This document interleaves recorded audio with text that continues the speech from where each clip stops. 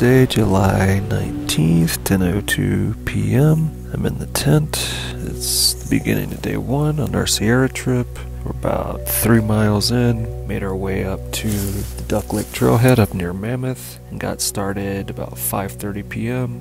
It seemed like a pretty nothing excursion, to be honest. And then, started to get slower and slower. We started to come across some snow. It's much more snow than we maybe anticipated. And did not make it to the JMT night one, which was our goal.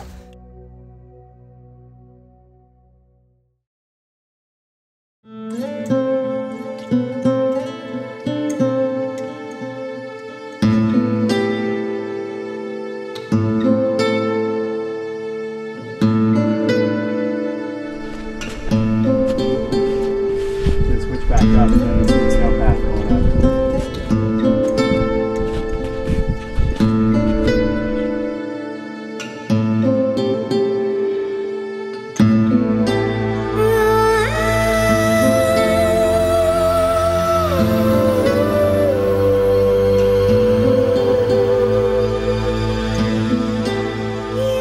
It was a hell of a day.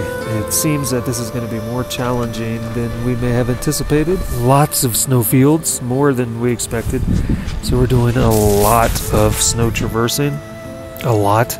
Got up there and made it to the JMT the next morning, but not without its perils. That pass to Duck Lake, the Duck Pass rather, it was arduous. Thank goodness we brought micro spikes, because I think we would have had to turn around otherwise. When we first jumped on the JMT, it was just easy. It's a clear view trail. So many people traversing it that it seems easy. And immediately we're hit with more snow masses. We also came across tree blowdowns and a lot more route finding than we anticipated, and also situations, for instance, where we've got a rock hop and go through a boulder field for like a quarter mile because a raging whitewater river has covered up a quarter mile of the hiking trail. But yeah, 11 hours to go 11 miles, which is not what we anticipated.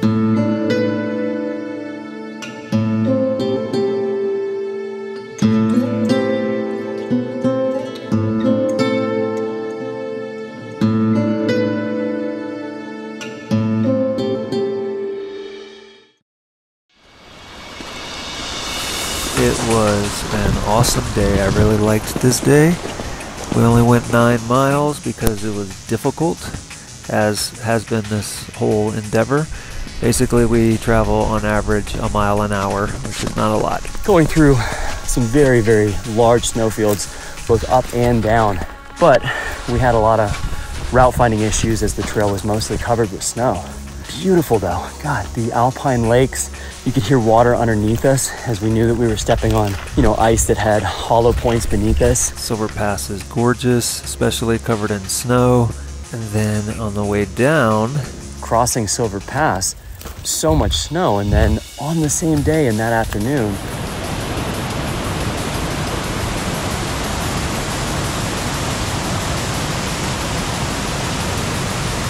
we have to completely strip down and cover up to go by a very active waterfall in which there were large boulders where we could sort of traverse across, and the consequences of a slip are pretty high. We went together, joined forces, and did a bunch of rock hopping, and it was very enjoyable and exciting and made me super excited by the time we got across.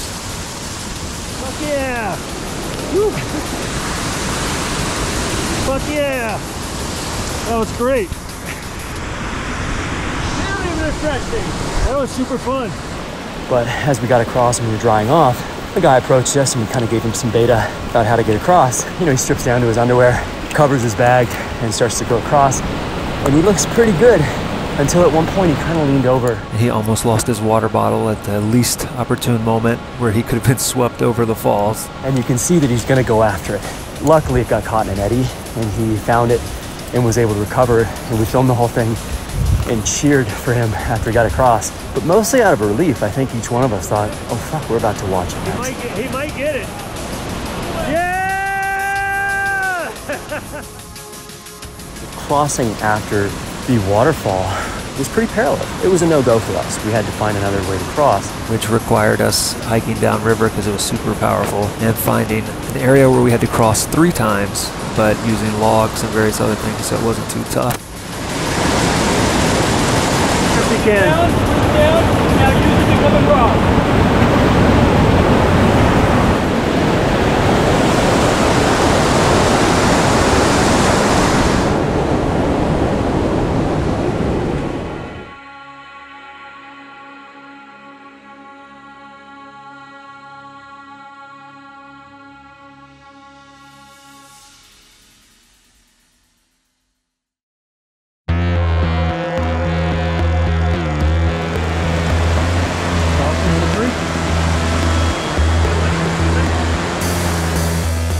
So we knew we needed to get from the VVR cutoff over Bear Ridge, cross Bear Creek, which is raging right now, over Selden Pass, which has a fair amount of snow, and we were trying to get to Sally Keys Lakes. I mean, it looks good right here. It does, it's just deep.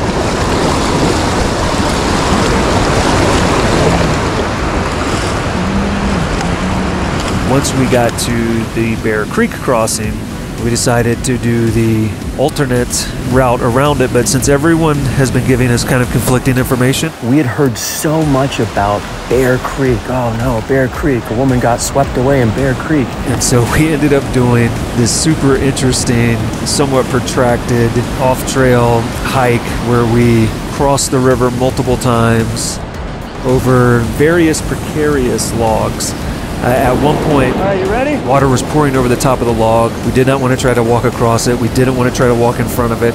So we all 3 got on, one after the other, straddled it, and slid across the log. Yeah, it gets stronger right there. And once you got about halfway across that log, the current picked up and started pushing your leg underneath it, and you had to fight that a little bit. Just take my wrist. Yeah, got you. We got this shit. Okay, got it.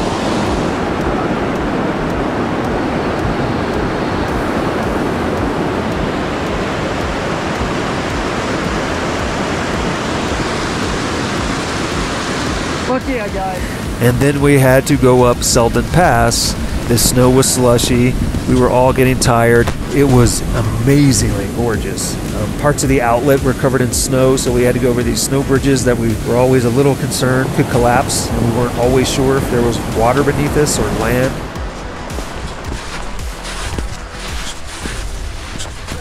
Then we made our way down to Sally Keys. I just can't kill enough bugs.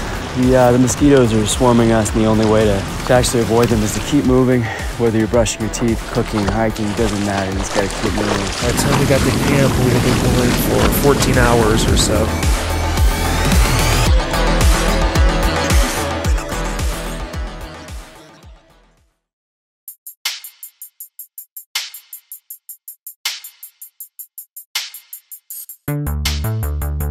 Today we let ourselves sleep in.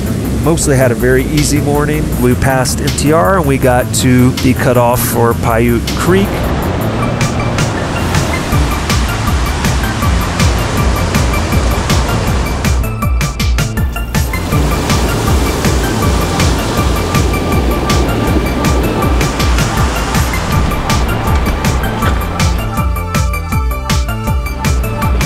Our goal was just to get as far as we could.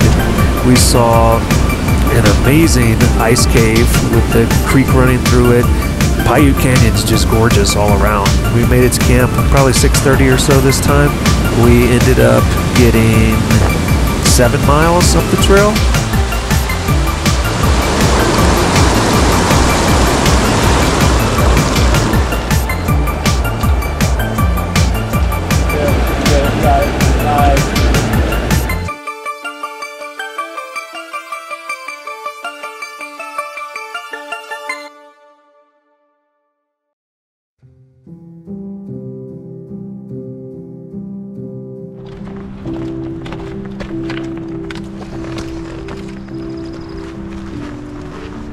We've only got 10 and a half or so miles to go to about 1,200 feet of gain, and then we are done.